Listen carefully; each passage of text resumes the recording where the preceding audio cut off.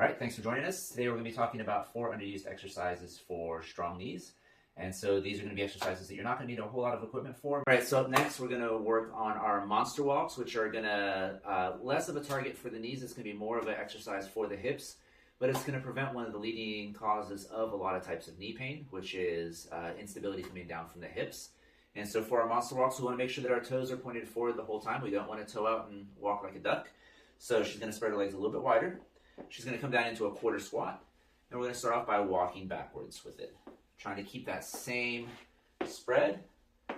So, and then bring it forward.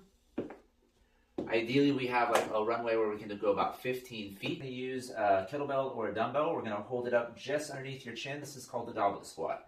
And so this is going to be safe for people, especially that have any sort of issues with back pain. And it's because it's going to load your muscles in your back from the start, okay? And it's going to be in a pretty safe position when we're at the bottom of our squat. So we're going to place the kettlebell right against your chest, keep your chest high. And as we drop into our squat, you're going to feel this target both the glutes and the quads. Coming back up.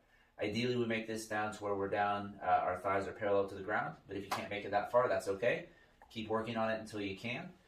But this one, really nice for developing good quad and glute strength.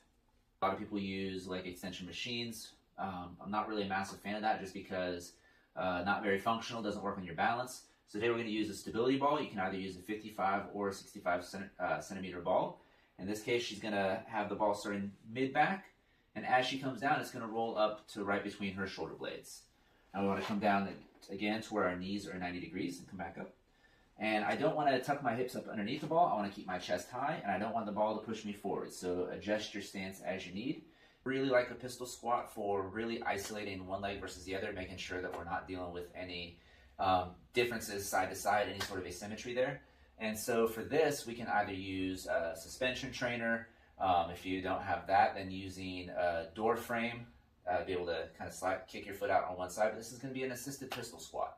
All right, so in this case, she's going to go ahead and pick up one leg, and she's going to sit down with it. And then you can use, kind of however much depth you can get. If you can only go halfway and you can't get back up, you can use the door frame or the suspension trainer to pull yourself back up into this. One more time. Looking good. And as always, if we're dealing with any pain here, we want to go ahead and make sure that we do not push into the pain, and make sure we do both sides.